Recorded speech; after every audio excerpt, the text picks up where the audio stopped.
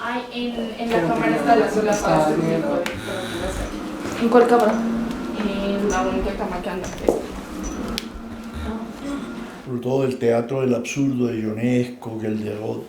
Digo, por si acaso quieren grabar una cosa de esas.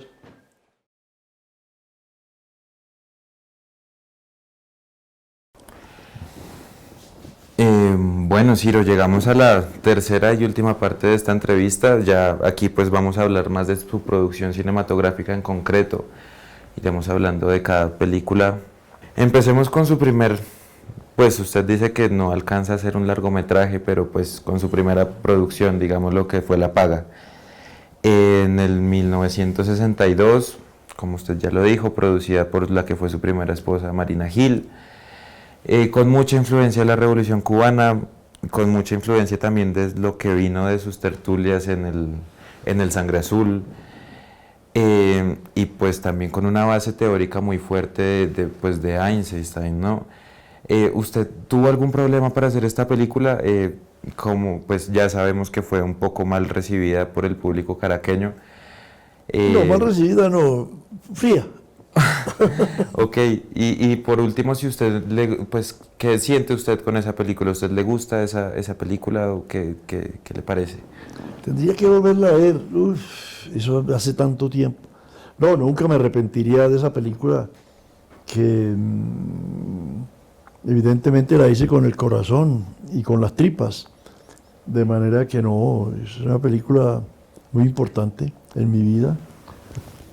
Espero poder verla, por de pronto voy a ver si la puedo ver, que la consiga Patrimonio Fílmico con la Cinemateca de Caracas, pero es una película que marca exactamente lo que yo pensaba en ese momento. Porque cuando hago la segunda, Quireo Venganza, ya no soy el mismo. Sí, estoy con la izquierda, pero no es lo mismo. Ya estoy pensando en el espectáculo. En esa no, ahí no había ninguna concesión al espectador. Era un mensaje político sobre la situación social de los campesinos de Venezuela y de América Latina y de cómo solucionar eso hacia a través de una revolución armada. Ok, ¿y tuvo algún problema para hacer la película? No. En cuanto a... Si había algo en ese momento de explosión democrática en Venezuela era la apertura.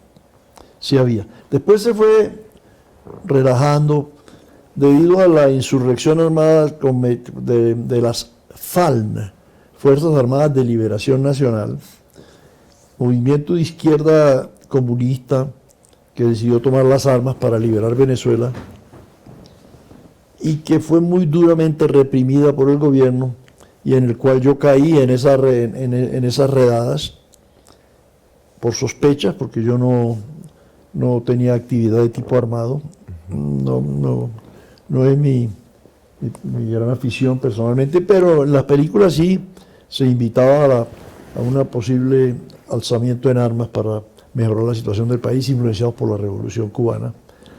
Pero sí, eso era lo que yo pensaba en ese momento y así es, y estoy satisfecho de haberla realizado. Su siguiente largometraje, pues como ya lo dijo, es Aquileo Venganza. Es una película muy influenciada por la época de la violencia colombiana, pues se sitúa de hecho en Colombia y en el problema de la tierra, del campesinado. Sí. Pues podríamos como ubicarla temporalmente en la Guerra de los 1000 días, en la época de los bandoleros, terratenientes y demás. Aquí hay una notoria pues influencia de películas tipo western, como las de Tim McCoy, y pues también de Kurosawa. ¿Cómo fue la experiencia de dirigir esta película?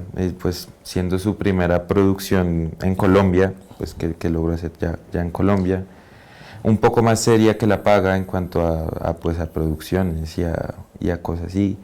Y pues me gustaría preguntarle también por qué hacerla, cuál fue digamos, la justificación detrás de realizar esta producción. Bueno, en ese momento lo mío era hacer cine. Habiendo adquirido una gran experiencia, inclusive, adquirí una gran experiencia con esas películas europeas, indiscutiblemente, y mexicanas. Entonces lo mío era hacer cine.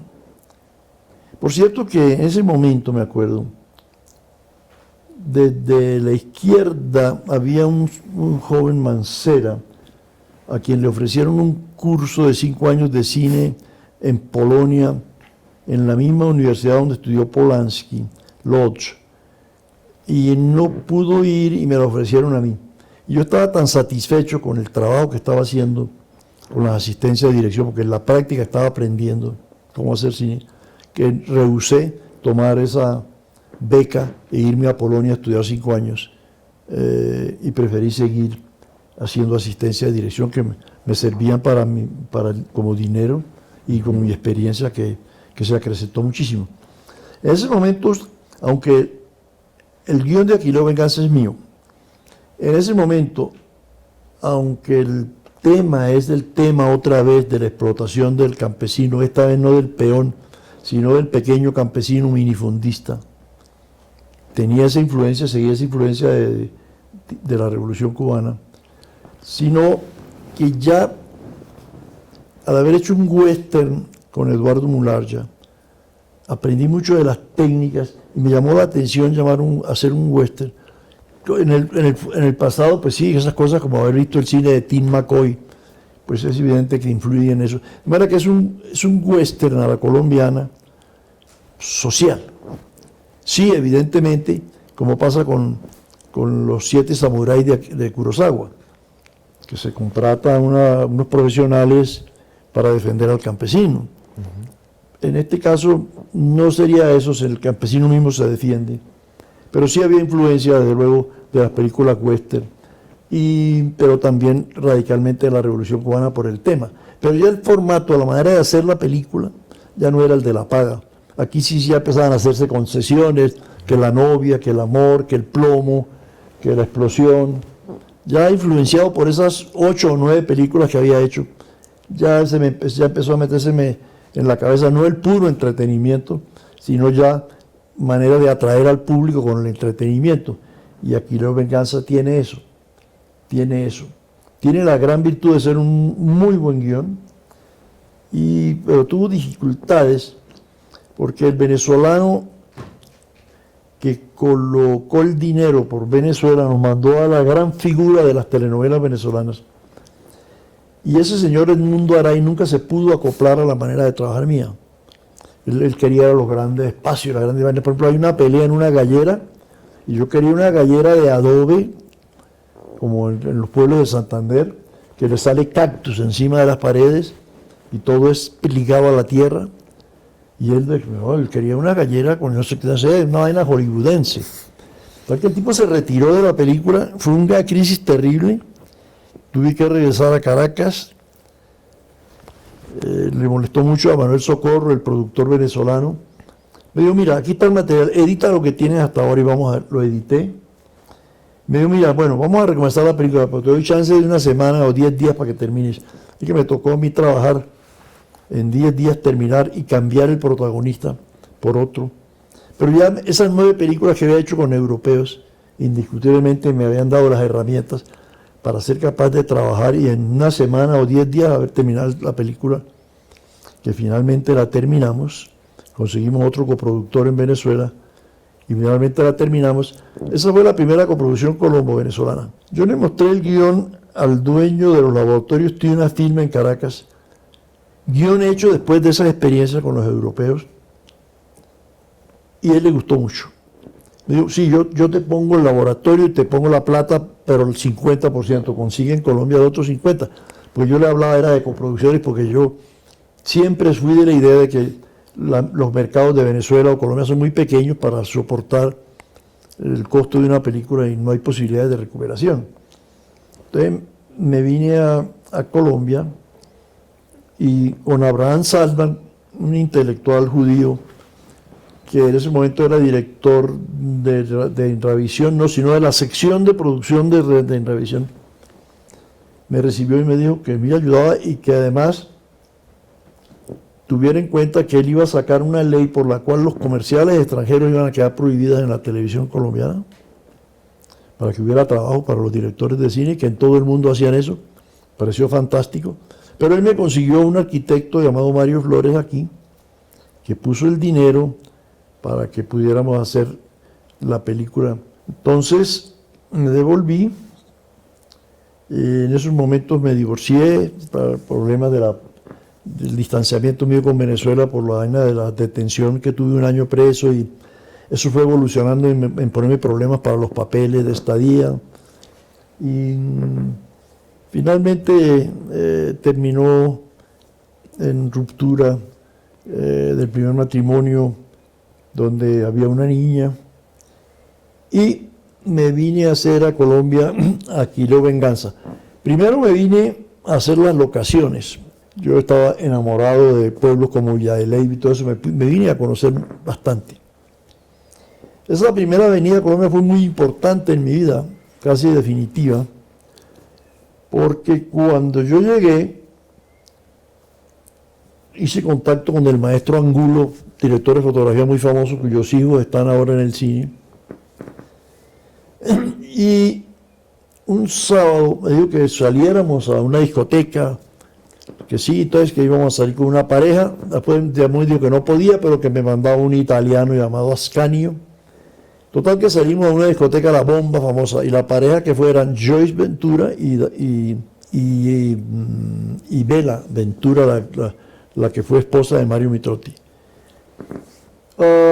Estuvimos en ese mundo de los años ya 70, no 60 todavía, 60. La Bomba era la gran discoteca donde cantaba Harold y cantaba Oscar Golden. Era una cosa muy, muy interesante. Ahí conocí a Joyce haciendo locaciones. La verdad es que le pegué una enorme enamorada, pero tremenda enamorada. Pero seguí en mis cosas de las locaciones. Me regresé a Caracas, ya se determinó que iba a filmar en Villa de Leyva y en los desiertos alrededor, como el desierto de Sáchica, que lo llaman de la Candelaria. Espectacular para un western como el que yo quería hacer. Me regresé, me estuve con los actores que iban a venir de Venezuela, nos volvimos. Entonces a Mario Mitrotti, mi querido amigo de las asistencias de dirección de todas las películas, fue a quien me traje para que me hiciera la asistencia de dirección de Aquileo Venganza. Estando aquí una semana antes de empezar la filmación, le presenté a Bella, la hermana de Joyce, que yo le hablaba a Bella de Mario y a Mario de Bella. Se conocieron y se pegaron una enamorada impresionante. Total que Bella tenía muchos conocimientos de arte, de pintura y eso, y la llevamos como directora artística, así ahí metida en la película para la dirección de arte. Y Joyce, estuve con ella enseñándole la cosa del script, pues yo tengo una cultura muy grande y fue muy fácil, y la involucramos como script. Mira que el romance siguió con una fuerza impresionante de mi parte, era realmente una traga, ¿no? Todavía se dice.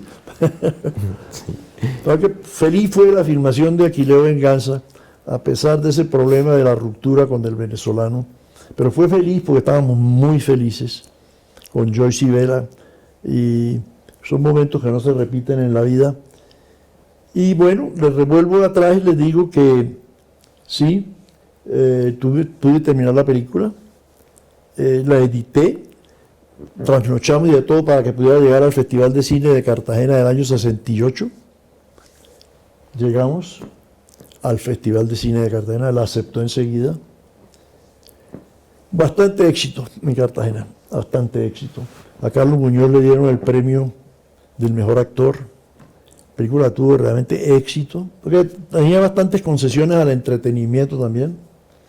Era una película que para el cine colombiano de la época era avanzada porque tenía buena fuente, buena técnica, buen laboratorio. Posteriormente pasó a las salas de cine, buen éxito. Una película de 600.000 espectadores, bastante éxito, fue muy importante. Bueno, termina la película y terminamos en éxito. Yo ya establezco una relación indisoluble con Joyce. No sé si nos casamos después de que regresé a Caracas, pero en esa instancia nos casamos por lo civil. Total que regresé a Venezuela y se presentaron dos factores interesantes. Primero que Abraham Salman sí había logrado triunfar con imponer que los comerciales extranjeros estuvieran prohibidos en Colombia y que si los pasaban tenían que pagar un desplazamiento o un dinero o pagar un técnicos colombianos, aunque fueran adjuntos. Entonces, ante eso, la gran compañía número 1 de Venezuela llamada Neofilms, no era la francesa, cuidado que Neofilms era venezolana. Esa compañía me dice, oye, sí, tenemos la intención de expandirnos a Colombia, fundar Neofilms de Colombia. ¿Qué te parece si te encargas de la dirección de la dirección artística del director, no de gerente comercial, porque no era yo, era un venezolano que vino que me tomaba mucho trago? Sí, señor, nos devolvemos a Colombia ya con Joyce. Mario se queda con Vela en Venezuela porque consigue un trabajo en la compañía de publicidad internacional Guayanab, que John and Rubicon. Él se queda, yo me vengo a montar con Joyce Neofilms de Colombia. Entonces se inicia en el año 70, Pastrana. Tomamos una casa en Palermo, muy de esas casas históricas, muy bella. Se funda la compañía y tenemos un enorme éxito, porque conocíamos el oficio del cine, de verdad. Usted empieza trabajando en Neofilms, lo traen a Colombia como a la filial para que, pues, para estar pendiente de la filial en Colombia. Pero usted más o menos un año junto a Mario y a Vela y Joyce termina fundando la productora 1. Pero después. Eso es después, con su salida de Neofilms. Empiezan haciendo comerciales, luego pasan a documentales, luego ya se empiezan a enfocar en largometrajes, ficción. ¿Cómo fue la experiencia de hacer comerciales? Y pues, y más que, pues, ya que usted se inclinaba siempre más por los largometrajes, pues como que qué trabas y qué dificultades vio usted. Lo que pasa es que yo vi que la única manera de poder hacer cine aquí era trabajando en esos comerciales. Por eso acepté. Pero la idea mía era esta: hacer comerciales, comprar equipo y si nos iba bien el dinero, invertirlo en producción de películas. Yo llego primero con Joyce. Tenemos un enorme éxito y llega un momento que es imposible que yo cumpla con la demanda de hacer hasta 6 comerciales por mes, más de una semana. ¿No? Editar y todo es muy duro, muy difícil, que no se revelaba aquí, se revelaba en Estados Unidos, había que traer el revelado y editar. Da que me toca llamar a Mario y decirle, mira Mario, esto está creciendo mucho, yo no puedo solo, ¿por qué no te vienes? Usted viene, hace una visita, viene con Vera, hace una visita, se da cuenta del panorama, renuncia a John and Rubicon, o a Guayanab en Caracas, se viene con Vela y entonces empezamos a hacer ya así 10, 7, 8 comerciales al mes entre los dos. Tomamos 2 casas en lo que son los Cedritos hoy, pero que eran unas casas, en esto estaba rodeada de potreros esa urbanización. Me acuerdo que tomamos 2 casas, estaban divididas en el jardín trasero por un muro, y las hermanas decidieron tumbar el muro para poder circular libremente y convertir la casa en una sola casa, con permiso del dueño. En una estrechez entre las 2 hermanas, un núcleo familiar muy fuerte, que se permanecerá toda la vida. Pues sí, nos tenemos gran éxito y afortunadamente llega la ley que no es colombiana, pero que luchamos por ella a través de la Asociación de Cinematografistas de Colombia, ACO, que yo presidía. Logramos que lo que se hacía en Francia y Bélgica, de pasar un cortometraje colombiano antes de la película extranjera, se hiciera. Y la película colombiana debía recibir un porcentaje de los espectadores extranjeros. Por supuesto, inmediatamente pudimos empezar a trabajar en cine, así fueran cortos. Bueno, entonces ahora hablemos de Corralejas de Sincelejo, que es uno de sus cortos más reconocidos y pues además ganó bastantes premios, está allí exhibido. y pues mucho reconocimiento y también sigue con la línea de explorar el problema de la tierra en Colombia por una cierta parte, pero esta vez del Caribe colombiano. Aquí se tiene la fortuna de que entra la ley de sobreprecio y ustedes son exhibidos antes del Exorcista. Entonces, pues podría explicarnos usted cómo funciona más o menos esa ley. Y por otro lado, tenemos entendido que García Márquez tuvo una proyección como especial para él. ¿Podría contarnos cómo fue y pues qué pensó él del corto? Pero así que hicimos Corraleas de Sincelejo, fue la primera, que fue un enorme éxito.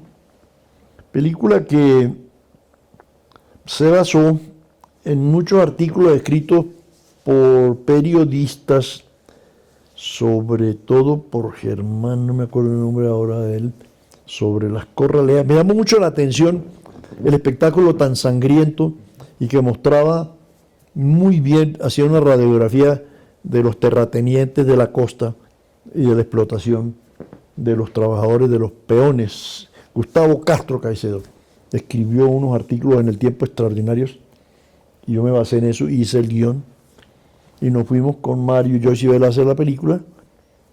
Yo hice el guión, la dirigimos Mario y yo. Teníamos 2 cámaras, él manejaba una, yo otra. Teníamos fotógrafo, por supuesto, también. Fue impresionante ese espectáculo y el resultado impresionante. La pasaron con El Exorcista. Sí, de hecho. ¿Verdad? Que la vieron millones y millones de colombianos. Pero lo raro era que los espectadores no salían enfermos del Exorcista y no del corto. Y mucha gente después de ver el corto le parecía lo del Exorcista un juego de niños. Es un corto bastante violento de la realidad. Por ahí hablaban de que lo había visto García Márquez. En realidad no fue una función especial para García Márquez, perdona que me adelante.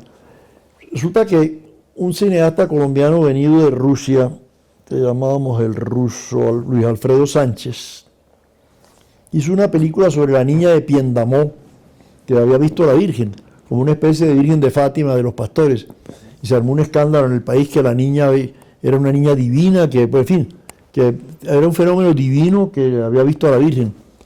Entonces él hizo un cortometraje de sobreprecio sobre eso e invitó a García Márquez a que viera el cortometraje de la niña de Piendamó.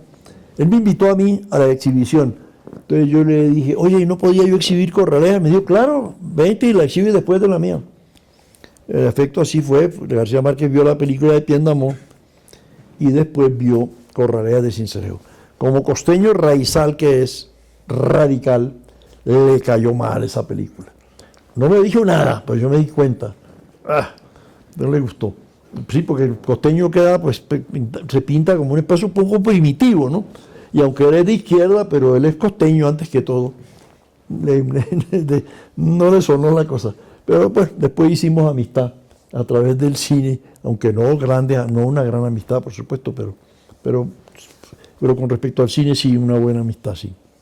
Pero la función no fue de Corralejas para García Márquez, no, era de Luis Alfredo Sánchez y la niña de Piendamó, y yo me colé y mostré Corralejas.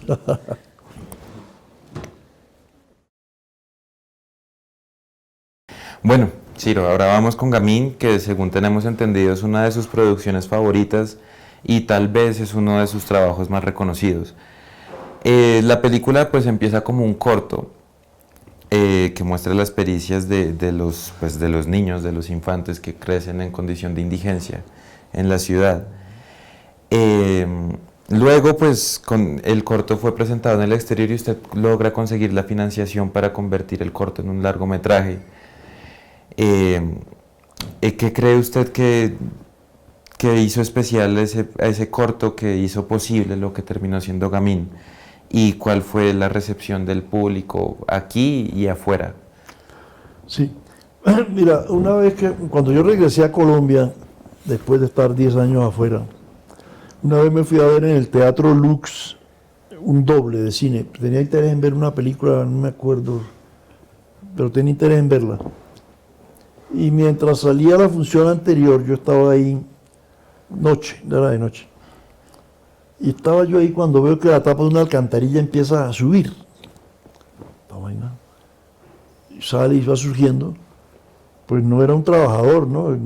Sino que sale una cara de un niño con el pelo así, de entre la cloaca, de entre la garganta. Yo me quedé asombrado, dolido, impresionado profundamente. Vi salir al niño todo manchado, pero viviendo en una alcantarilla. Me pegó muy duro. Yo dije, apenas pueda, yo voy a hacer una película sobre la vida de estos niños. Vinieron la avenida, después vino las cosas de las que hemos hablado, la compañía Neofilm, etcétera, etcétera. Y afortunadamente la ley del sobreprecio. Entonces, después de que hicimos Corralear, yo me dediqué a estudiar en los niños gamines, para lo cual tuve la colaboración de la Cruz Roja, porque no es de que tú llegas y ya te van a recibir, te pueden robar la cámara, te pueden hacer daño, de todo. La Cruz Roja tenía un plan para atender a los niños gamines una vez a la semana de noche, para tratar las blenorragias, las heridas, una serie de vainas. Había mucha blenorragia, mucha gonorrea. Entonces, yo logré que ir con ellos. Entonces fui conociendo todos los gamines de Bogotá con ellos, yo miraba y grababa sonidos. Total que de esa experiencia que duró un año, saliendo yo con ellos, con la Cruz Roja, conocí los más pequeños, que son más impactantes. Por un niño en la calle de menos de 10 años es más impactante que un adolescente.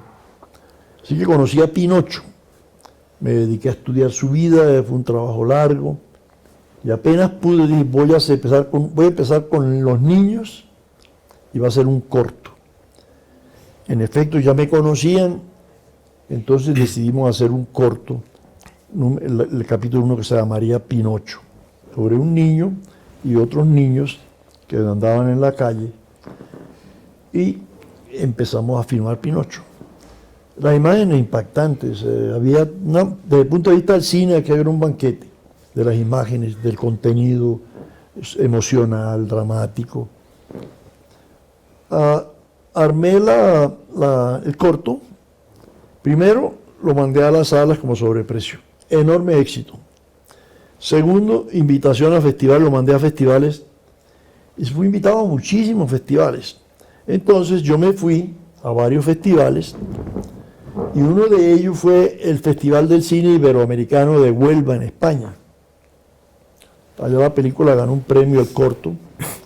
Y ahí estaba el productor de cine Claude Antoine, el mismo productor de Glover Rocha, sobre Antonio das Mortes, Dios y el Diablo en la Tierra del Sol. Él vio la película y se impresionó. Yo, que siempre ha sido el contacto para esas cosas de conseguir producciones, que habla perfecto francés y que se educó en Francia, hicimos los contactos con él. Y él nos confesó que le había gustado mucho la película y que me dijo que yo sabía, a través de yo sabía que queríamos volver ese corto un largo, volviendo la infancia a los niños, el primer capítulo, hacer un segundo capítulo sobre los adolescentes, hacer un tercer capítulo sobre los adultos jóvenes y un cuarto capítulo sobre la evolución de las niñas gaminas y la prostitución. Digo, la idea le encantó. Con el Instituto Nacional Audiovisual Francés consiguió él el dinero para que pudiéramos terminar la película, y entonces ya ahí sí arrancamos con un presupuesto decente a hacer la película, que sería procesada después en Francia, ¿cierto? Pero la filmación sería en Colombia. Así estuve filmando un año. La película, no me acuerdo cuánto, pero fue larga. Y fuimos en orden, adolescentes, tal.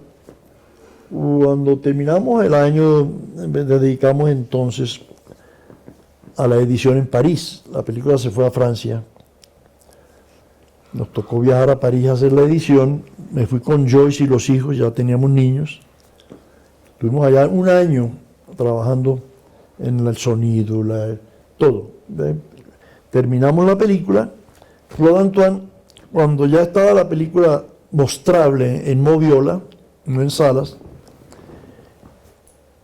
invitó a funcionarios del Festival de Cannes a ver la película.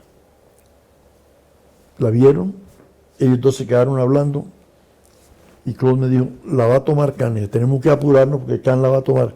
No la toman en la sección oficial porque no es ficción, porque en Cannes ahora es que se han abierto un poco con los documentales, pero te la van a tomar en la quincena de realizadores, la Cansen, del Festival de Cannes, así que a correr.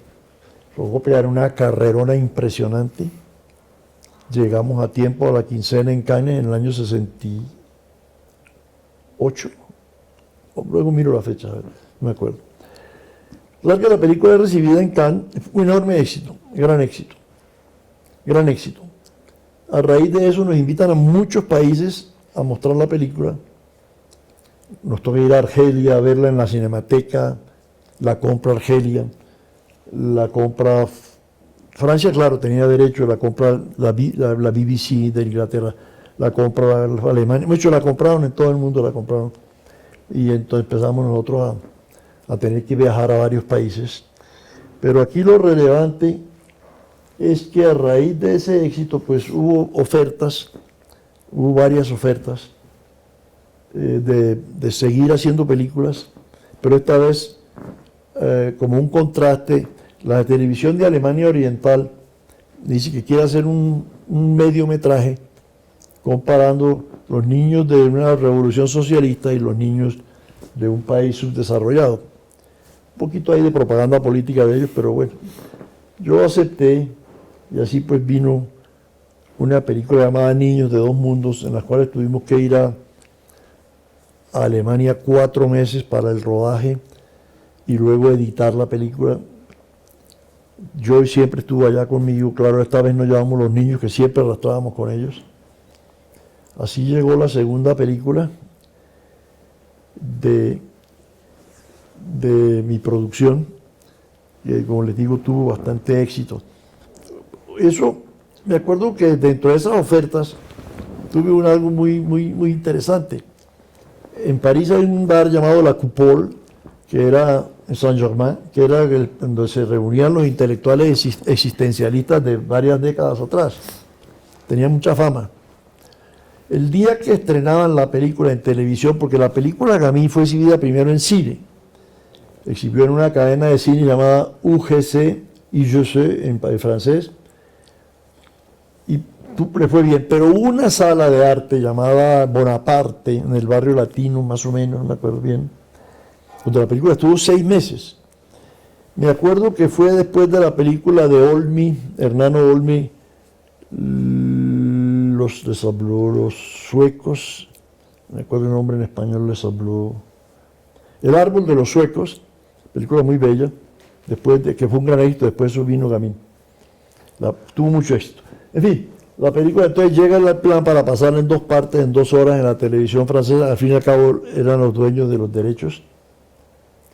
Y el día que la estrenaron, me acuerdo que me llamó Plinio Apuleyo, me llamó a Yoshi a mí, que quería vernos en La Coupole, que iba a ir García Márquez, iba a ir Pedro Gómez Valderrama, el autor de La otra raya del tigre.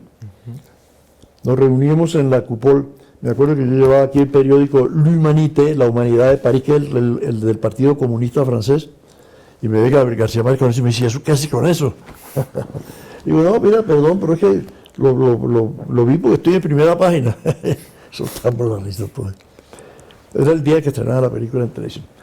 Muy interesante porque Gabo estuvo hablando de Chile en Colombia y me presentó a Pedro Gómez y a Plinio y me habló de una bellísima historia dentro de La otra raya del tigre de Pedro Gómez, de la historia de un piano para una burguesa, para una niña de la aristocracia bogotana, piano que llega por Bocas de Ceniza y es trasladado por barco y si el barco se encalla, llevado a lomo de negro. Sí, cómo remontó el Magdalena para llegar a las delicadas manos de una niña de la aristocracia bogotana. Y yo creo que le dije, ay, bella historia, pero yo estoy en estos momentos apasionado es con una vaina de los choferes que entre ellos llaman la guerra del centavo, que es tal y tal vaina. Que ellos no son pagados por salario, sino por pasajeros recogidos. Eso ha decretado una guerra en Colombia, en Bogotá, que llaman la fucha o la guerra del centavo, que es algo que me tiene muy impresionado. También me habló del olor de la guayaba, hablamos de Plinio, del olor de la guayaba. O sea, que muy, muy agradable la conversación, sobre todo por el cine, porque García Márquez era un tremendo aficionado al cine y fanático del cine colombiano, y estaba siempre metido, pues ustedes conocen todas las historias de películas que ha hecho. Pues bien, yo tenía en la cabeza La Guerra del Centavo, pero ahora fue muy fácil contactar a la cadena de televisión más importante de Alemania. Contacté varias, pero la segunda cadena, que llaman Zwei Deutsche Fernsehen, la segunda cadena, tenía un programa que llamaba La Pequeña Pantalla, y me dijo, sí, nos interesa hacer La Guerra del Centavo. Esta vez la plata también no fue de Alemania, pero solo ellos, no había intermediario, eran ellos, Joyce como productora y nosotros. Así que vino La Guerra del Centavo, ahí vino la historia de La Guerra del Centavo. Ok, pero antes de La Guerra del Centavo usted dirigió una de las 4 partes de las, pues de las 4 edades del amor, Sí. pues que realizaron junto pues usted y otros 3 cineastas, Sí. y ahí sí viene La Guerra del Centavo en el 85. Correcto. Pues bueno, usted muestra en Pero te esa- puedo hablar, si quieres, de las 4 edades del amor, pues si quieres hablamos Sí. ahí. como quieras. Sí, dale, sí.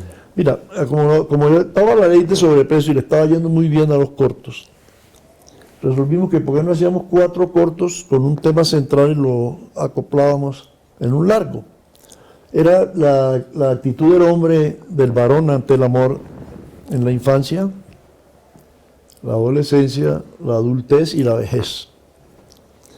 Entonces ahí vino Mario Mitrotti, Jorge Alitriana, Alberto Giraldo, y yo hice la parte de la vejez, o sea, el verano, era primavera, las 4 estaciones del amor, las 4 estaciones del amor, primavera, verano, yo hice el invierno, las 4 estaciones del amor. Nos unimos y salió un largo a través de una cooperativa llamada Copelco, Cooperativa de Películas Colombianas, impulsada por la Asociación de Cinematografistas Colombianos. Fundamos esa cooperativa e hicimos esa película que tuvo exhibición a nivel nacional, y que queríamos seguir haciendo películas más o menos así. Entonces sí, eso fue entre las 2 películas, porque la investigación de La Guerra del Estado tomó mucho tiempo, también tomó como un año, y yo creo que en ese año fue que hice las 4 edades del amor. Ya hablamos de la Niño de 2 Mundos, ¿no? Que ellos sí fueron directamente contratados por la televisión. Esa experiencia fue interesante porque verdaderamente me influyó mucho en mi vida, porque nosotros no fuimos directo al aeropuerto de Berlín Oriental, sino al aeropuerto de Berlín Occidental. No sé la razón, y me tocó atravesar el muro. Entonces, para atravesar el muro hay que pasar por una estación controlada por los gringos que se llama Charlie Checkpoint. Mira, el cambio fue tan brusco de Alemania Occidental a Alemania Oriental. Yo dije, pero cojamos un taxi, si no es una transporte. No había taxis, no había transporte. Yo acostumbro a viajar con unas maletas bien pesaditas, y me tocó agarrar aquellas 2 maletas y pasar por ese túnel. Pasamos por Charlie Checkpoint, nos miraban raro viéndonos con las maletas, pero sigan.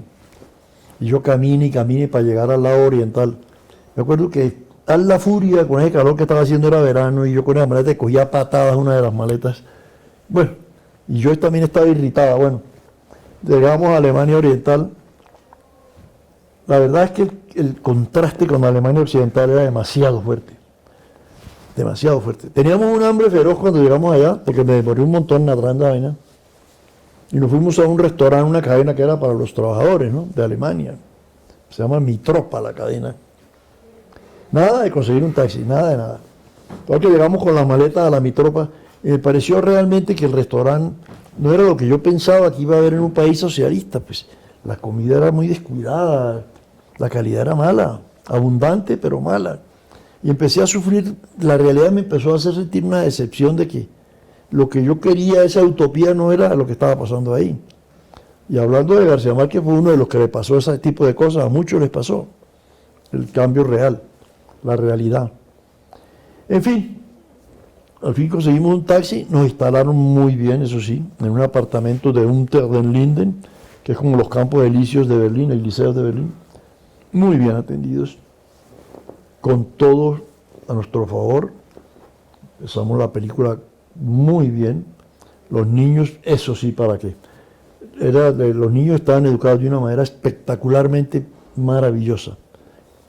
Es decir, son los niños mimados, de cómo los atienden, todo, impresionante.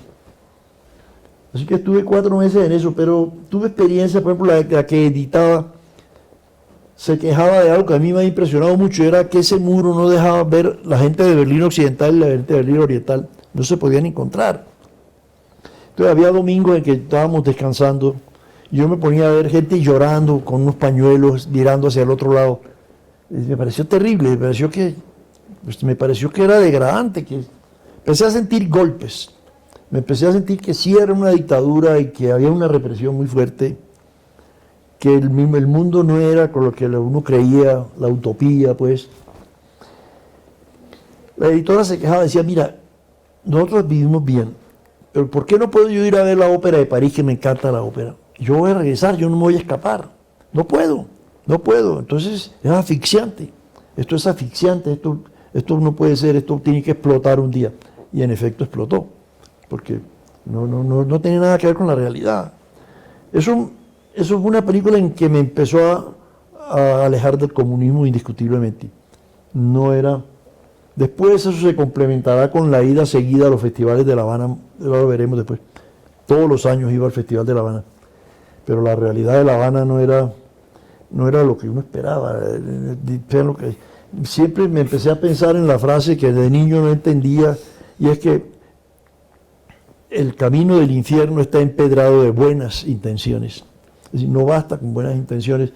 Yo creo que hay que ahondar más luego en ese concepto que prima sobre la realidad y las buenas intenciones, sobre la capacidad para poder dirigir un Estado, algo muy complejo, del cual yo espero poder hablar después por los problemas de Cuba y Venezuela.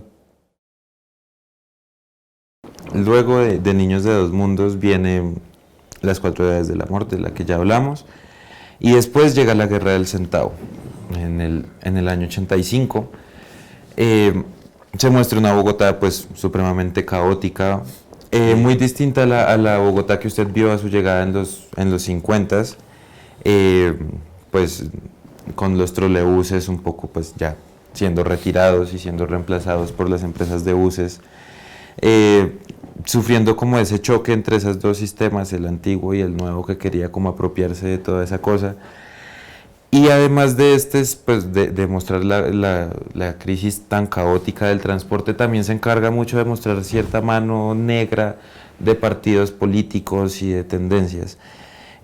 Pues ¿usted cree que ese capitalismo como salvaje de la empresa privada que empieza a consumir a la pública sigue hoy en día? Y ¿también usted considera que esto es un tema solamente de interés económico o también hay un interés político, pues hablándolo en esa época y en la actualidad? Sí, a mí me impactó muchísimo el caos de la Guerra del Centavo. Y sabía que había otras posibilidades, porque yo había vivido la época del transporte ordenado, ecológico, como dicen ahora, limpio, de los trolebuses.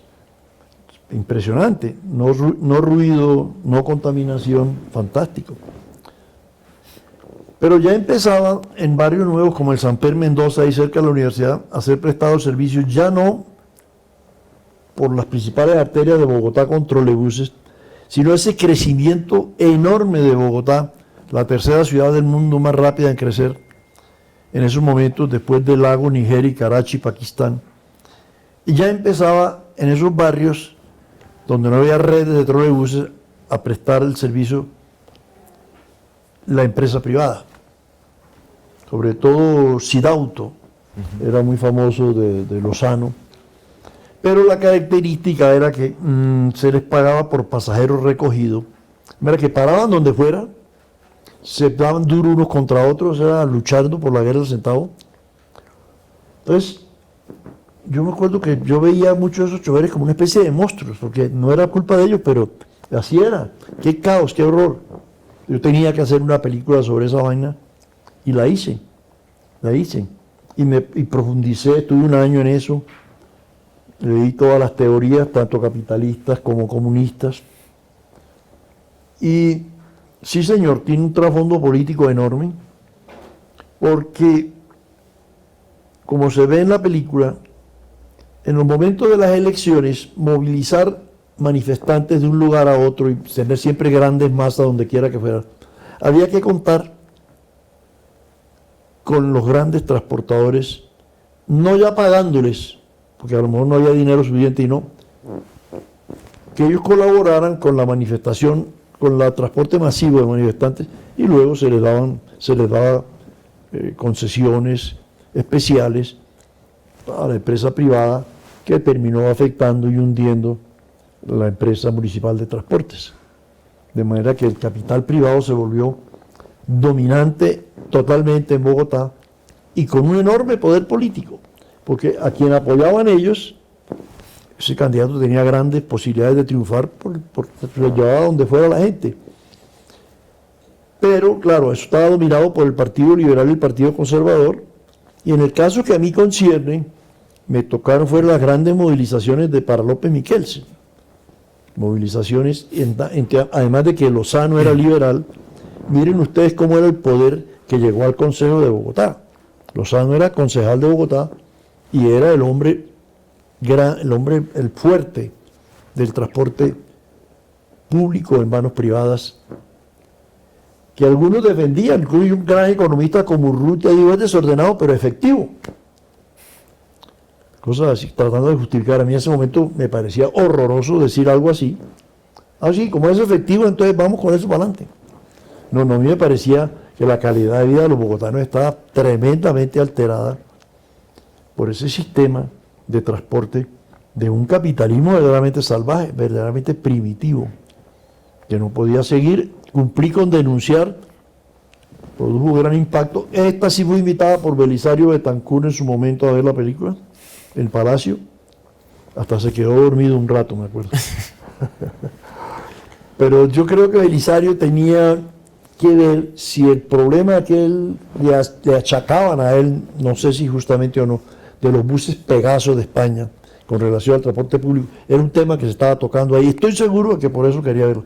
No, ese tema no se tocó ahí, pues yo no estaba documentado sobre eso, ni nada de eso, yo estaba en el presente, pero la película la proyectó Belisario en Palacio.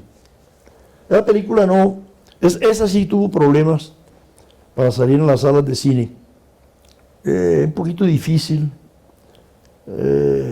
Me tocó salir en un circuito restringido de salas de arte y ensayo, Cinemateca, otro teatro que había en esa época, ahí como que el Teatro Moderno, no me acuerdo el nombre, un teatro pequeño que había ahí en el centro, ahí en San Diego. En fin, se redujo. Y después, así como Gamín fue pasada, después, no al principio, pero posteriormente fue pasada en todas partes, Gamín recibió resistencia, pero fue pasada. La Guerra del Centavo no pudo. No pudo hasta 10 años después, cuando pudo finalmente ser presentada la película, y ahora la pasan mucho. Pero la película sí tocaba callos, y la película no me la dejaron pasar en televisión, ni siquiera Belisario. Pero la película tenía que ir a televisión por derecho propio, y empezaron a ponerme unas trabas muy raras. Yo me di cuenta que estaban armando un movimiento para que la película no fuera a la televisión, donde sí la iban a ver millones de personas, la iban a ver. Y entre eso estuvo en el gobierno de Belisario, no pude, por lo menos en 2 gobiernos no pude. Tuvo la película censurada unos 8 años. Censurada en ese sentido, no me abrían los canales de televisión. Al fin salió, y aún la siguen pasando. Que se ha variado, así varió. Varió las cosas porque la Guerra del Centavo era justamente porque no tenía un salario fijo. Ahora, con la nueva modalidad unificada de todo el transporte masivo de Bogotá, en que unos son provisionales y otros no, pero todos bajo un solo mando, todos tienen un salario fijo y unas prestaciones sociales, ya paran donde tienen que parar. Transmilenio y su influencia es definitiva y eso sí, el problema se arregló. Pues podrán haber problemas de otra índole, pero estructuralmente el problema de la Guerra del Centavo no existe más, por supuesto que no.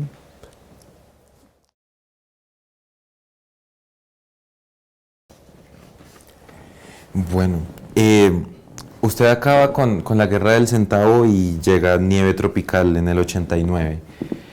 Y luego llega Howard the Kids.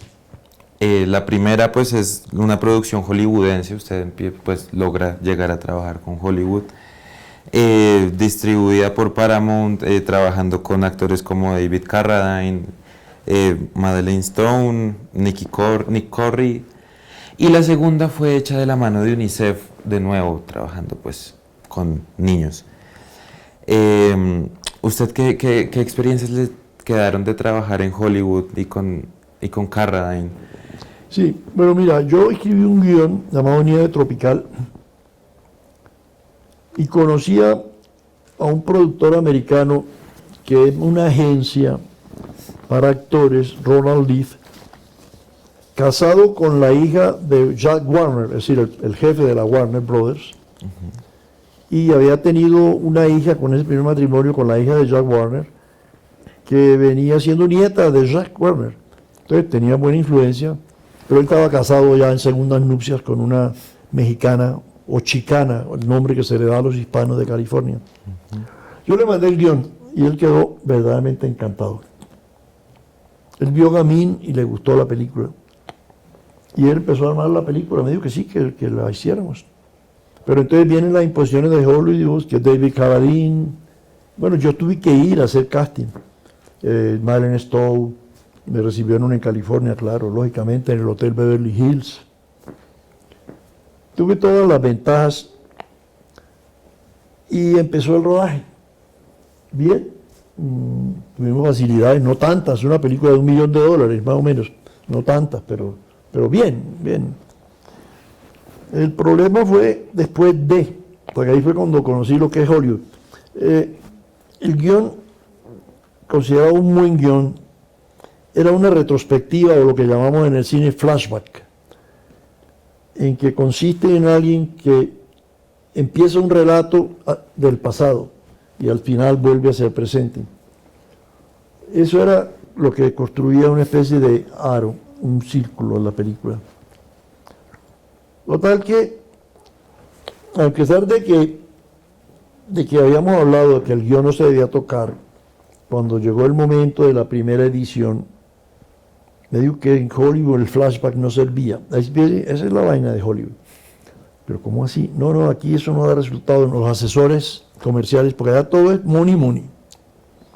Eso sí, me atendían como un príncipe. Como te decía, Hotel Beverly Hills. Después estuve viviendo en una casa en Beverly Hills. Pero se cerró el hombre que no. Yo decía, pero es que tú estás cogiendo mi película, coges dos extremos y el círculo lo estás haciendo así, una narración lineal.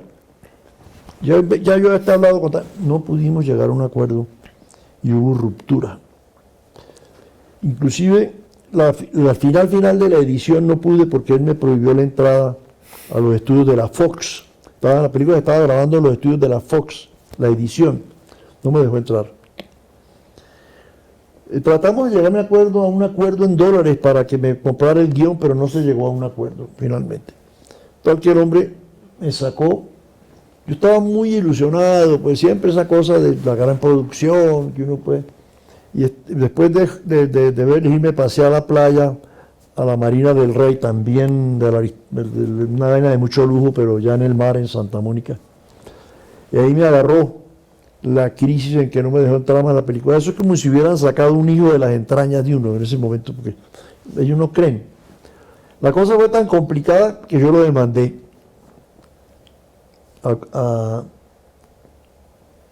aconsejado por algunos abogados. Y me voy a adelantar diciendo que cometí un error. En fin, me acuerdo yo que ahí en Marina del Rey los atardeceres en verano llegan hasta las 9 de la noche y el sol se acuesta espectacular. Yo estaba con una tristeza bebiéndome una cerveza porque me habían quitado mi criatura. Me metí en el lío de demandarlo, perdí y nunca se me olvidará la respuesta del juez en Santa Mónica. Me dijo, mire, señor, el señor está invirtiendo mucho más dinero que usted y está arriesgando más.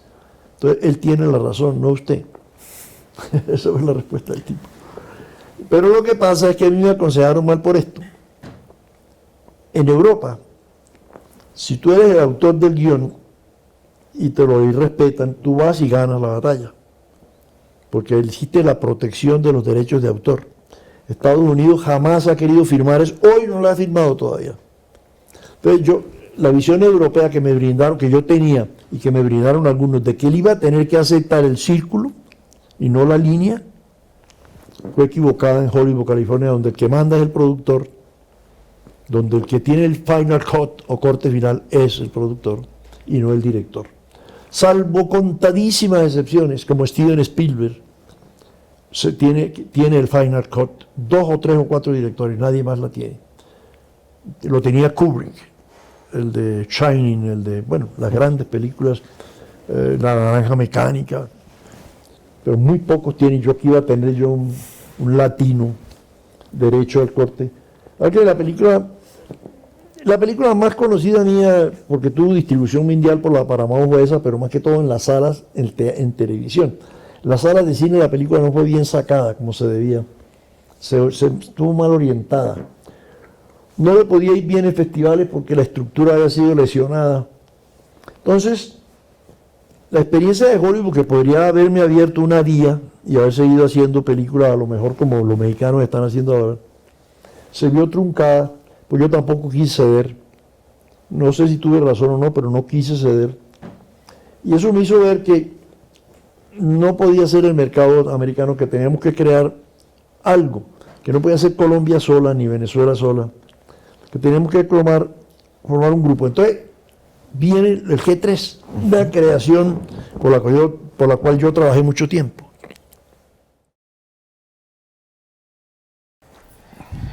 Bueno, Ciro, ya habiendo pasado por pues casi toda su producción, me gustaría hablar de lo que fue denominado el G3, que fue una suerte como de convenio entre Colombia, Venezuela y México para la producción cinematográfica, pues de la cual los 3 países se vieron beneficiados. Me gustaría que me comentara pues más en qué consistía y pues qué surgió de esta alianza. Bueno, ese fracaso mío en Hollywood, digamos, para la producción, porque si me hubiera ido bien, pues habría podido seguir. Pero, ¿cómo hacer películas con solo un mercado? Esa era mi preocupación. Estaban condenadas a que no fuera posible recuperarla, y entonces la continuidad de hacer cine era imposible. No había tanta ayuda como ahora del Estado. Entonces, yo conozco bien a la gente de México, conozco bien gente de Venezuela. Es que el G3 no fue para el cine, el G3 se fundó como una agrupación económica de tantas que se han intentado en América Latina entre Colombia, México y Venezuela. No era solo para el cine, era para varias industrias, pero donde mejor trabajó fue en el cine. Entonces, aprovechando eso, que había facilidades de exhibir las películas colombianas en México, en Venezuela y todo como coproducciones, aprovechando eso, entonces intenté reunir a productores de México, Venezuela y Colombia. Nos reunimos en el Festival de Cartagena varias veces, por eso se demoró.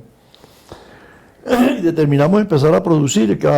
Hicimos, basado sobre un promedio de una película de $600,000, quedamos en que aproximadamente cada país aportaría $200,000, que si una película se filmaba en Colombia, la otra tenía que ser en Venezuela o la otra en México y así.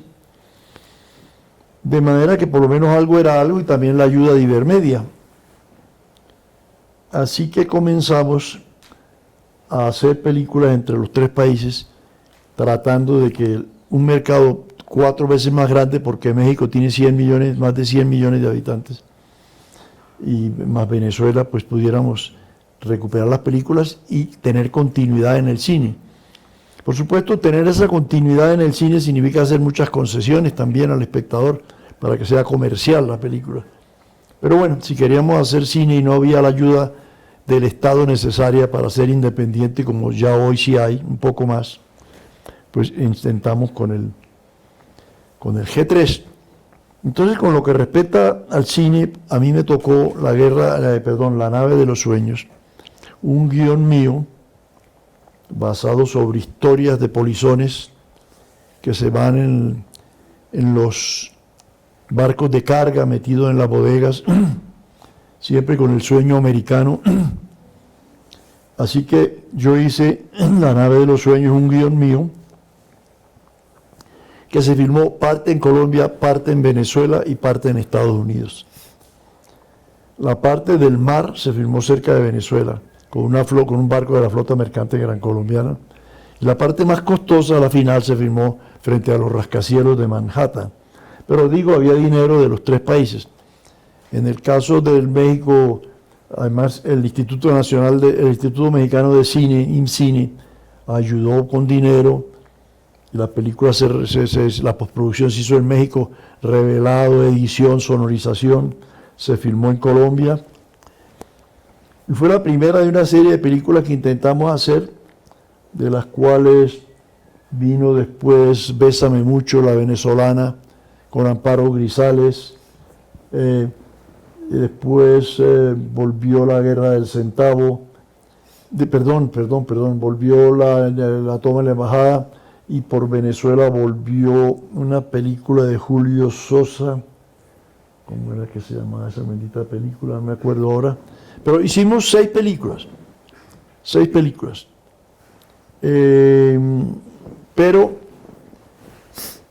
cuando Chávez tomó el poder, empezó a afectarnos, primero porque la toma de la embajada fue durante el momento que ya Chávez estaba en el poder y que lo boicotearon y que las salas de cine cerraron 6 meses. Yo quedé ahí atrapado, porque o esperaba 6 meses y la película la pasaba después en televisión, o me iba a televisión ya porque no daba espera, porque hay momentos de salir y no cuando uno quiera. Así que no pude exhibirla en salas y me tocó salir en Colombia sí, la toma de la embajada, pero tuve que salir a televisión antes del tiempo.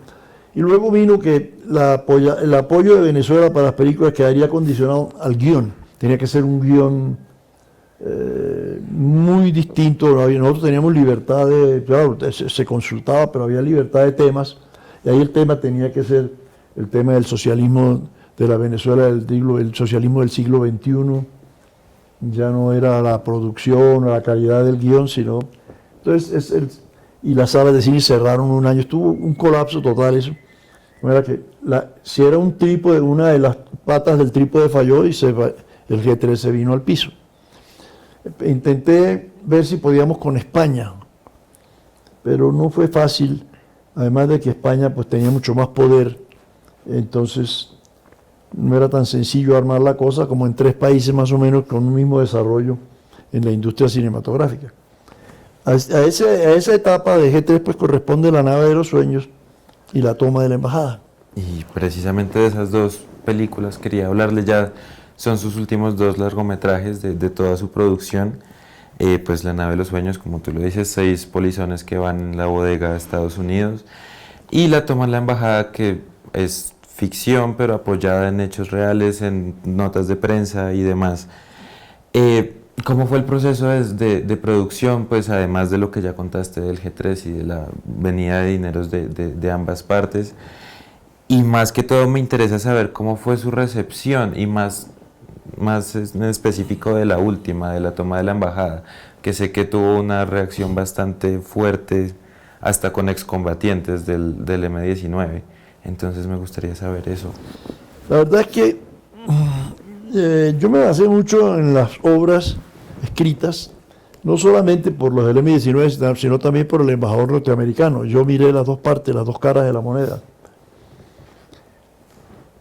Rosenberg Pavón fue invitado al set en una ocasión y se juntó con el actor mexicano Demián Bichir, que entre otras cosas fue candidato hace poco al Oscar, que hacía el papel, un gran profesional. El trabajo previo fue fuerte porque hubo que investigar muy bien, luego conseguir la casa más o menos parecida. Quisimos ser muy fieles a la realidad. Y bueno, se hizo la película basada en los hechos reales, pero nos falló económicamente el problema de Venezuela y del mercadeo de Venezuela. La película tuvo buen público. No te sé decir cómo habrá sido la reacción de algunos. Lo que sí te puedo contar es que hubo especialmente una exhibición para la cúpula del M-19, especialmente para ellos, donde estuvo Petro, Navarro Wolf, Rosenberg Pavón y varios, Diana Grave, la Grave, ¿cómo se llama? No recuerdo. Otra exguerrillera, la Grave, bueno, la Vera Grave, y estuvieron hechos. Me pareció que la recibieron bien, Petro la recibió bien. Creo que ideológicamente la cosa estaba expuesta como era. Teníamos un Tupamaro allí, el Tupa, que era bastante radical, pero que justificaba toda la lucha armada en función de los niños que si mueren combatientes también mueren todos. ¿Cuántos niños no mueren diariamente en América Latina por el sistema, etcétera, etcétera? Y el embajador americano, por otro lado, que hablaba de que las revoluciones reales se basan en la tecnología y no en las intenciones. Creo que con el tiempo la tesis del americano va a ir tomando mucha fuerza en el sentido de que WhatsApp, eso es una verdadera democracia. ¿Quién no tiene WhatsApp? El campesino más remoto que yo conozca, que los veo allá cuando voy al llano, que me voy de aventura al llano de pesca, tiene su WhatsApp. Es decir, eso es democracia, pero lo permite la tecnología. Es cierto. En fin, esa película terminó mi ciclo porque yo ponerme a hacer películas para perder la plata solo, ¿cómo iba a hacer? Era que resolví ya con los años no hacer más cine y dedicarme a la contemplación de la naturaleza. Vivo aquí en la naturaleza. Cuando es verano o época seca me voy a los llanos 10 días por mes. Estoy dedicado a eso ahorita. Me tentó la idea de pronto de hacer un documental sobre cómo veo yo la naturaleza en el llano, en los grandes ríos donde voy, pero no tengo mucho entusiasmo. Pero ahora la cosa es más fácil, ha habido más dinero, la tecnología facilitó las cosas, democratizó el cine, ahora mucha gente joven puede empezar a hacer una película porque es fácil, más barato grabarla. Puede que después vengan los problemas de dinero antes, pero pueden lanzarse. Tomar una cámara de 35 milímetros y gastar celuloide es carísimo. Que para poder contar, ya yo en películas como la toma de la embajada sabía que no me podía pasar de 3:1. Ahora tú tomas una cámara y puedes hacer 30:1 o lo que te dé la gana, porque borras y repites. ¿Verdad? Que la tecnología ha democratizado mucho el cine. Entonces, mis hijos se dedicaron al cine, tanto Alexis como Vladimir, que ahora está en Buenos Aires, hizo su primer largometraje, le fue bastante bien en Europa, en los festivales, y ahora está haciendo el segundo, ya lo grabó, lo va a estar editando con calma, hay tranquilidad para hacer las cosas, no hay apuro. Y bueno, y mi hija mayor, la del matrimonio con Venezuela, también estudió cine, y antes estudió sociología, y está haciendo una serie sobre el chocolate de Venezuela, y está haciendo una serie documental. Todos dedicados al cine, menos mi hija, Paola, que es médica. Yo pues como ven, me retiré del cine, ya creo que no vuelva. Es difícil, es duro hacer una película. En mi época, y aún hoy, es duro.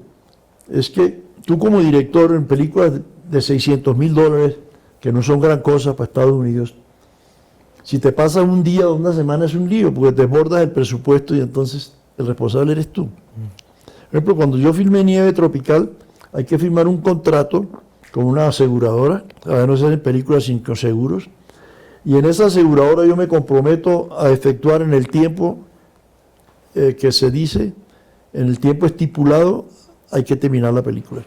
Entonces estás sujeto cuando te atrasas por ciertas circunstancias, como nosotros en el aeropuerto de Barranquilla, o en el aeropuerto Kennedy, trabajar las 24 horas seguidas porque no se podía pasar de un día, porque un día es mucho dinero que no puede absorber el director. La tensión es muy, muy grande, muy difícil. Y termina afectando la calidad también, porque 24 horas seguidas filmando. En la toma de la embajada terminamos y me faltaba un día. Se portaron conmigo como unos príncipes todos los actores. Y pasamos toda la noche, día y noche filmando, hasta el otro día, mediodía, trabajamos 40 y pico de horas. Eso afecta un poco la calidad, pero la terminamos. Bueno, se pudo, pero para que vean ustedes lo difícil que es hacer cine. Y pues ya nomás fracasó el G3, qué vaina. No me inventé nada nuevo. Pero bueno, han mejorado las cosas, afortunadamente, y ha mejorado la calidad del cine en Colombia. Ya tenemos una presencia internacional. Ya tenemos una presencia internacional. Pero como oí decir una vez a Ciro Guerra, ellos están parados sobre nuestros hombros, dijo él una vez, en un discurso, no sé dónde fue, o en una presentación. Dijo que estaban parados sobre nuestros hombros de los pioneros, que les construimos la posibilidad de ir más lejos. Tuvimos una lucha larga, difícil, pero muy, muy satisfactoria. Llena mucho la vida ese tipo de luchas. Y ahora afortunadamente veo que el cine va bastante mejor, bastante mejor. Listo, Ciro. Con eso entonces acabamos la entrevista. Muchísimas gracias por Ahora, el tiempo. muchachos, Y un placer servir a cualquier cosa, cualquier arreglo que haya que hacer, me llaman y se graba lo que sea, porque si necesitan, ¿no? ok, listo, Ciro. Muchísimas gracias entonces por el tiempo. Muy amable, muchachos. Nos Lo único, por veremos. favor, que les pido es que me den las cosas donde están, porque Sí, la mujer tranquilo. y que no...